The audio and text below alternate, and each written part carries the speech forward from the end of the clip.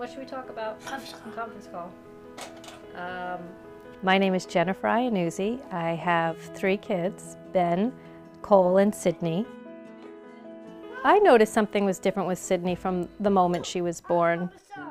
You know, every day, delayed milestones, didn't walk till 15, 16 months, didn't talk till almost 4 years, strange tantrums.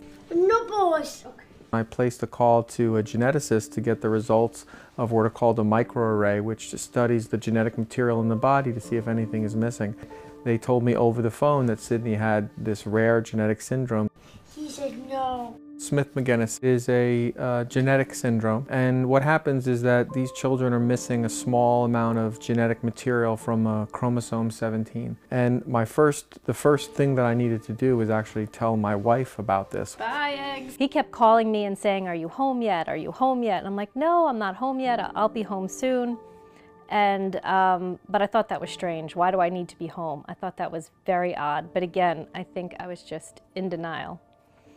Come on. I'm following you. When I pull into the driveway and he's on our front steps and he's sitting there, and I knew as I turned into the driveway that whatever he is going to tell me cannot possibly be good. It was a day that really changed our lives as a couple, changed our lives as a family.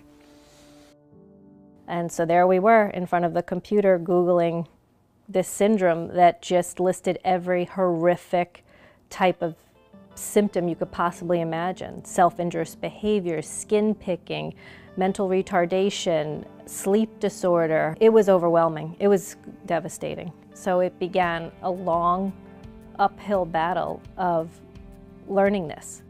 And shortly after her diagnosis, I got in touch with this woman named Missy Longman, and her daughter had Smith-Magenis syndrome. We had an anonymous donor that offered us a challenge grant.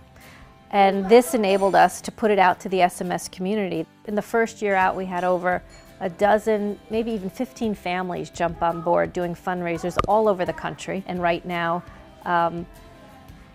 we basically fund that initiative. I was actually very supportive and very excited about the prospect of starting a foundation. I give my wife credit for having the foresight and deciding that we were just going to do it ourselves.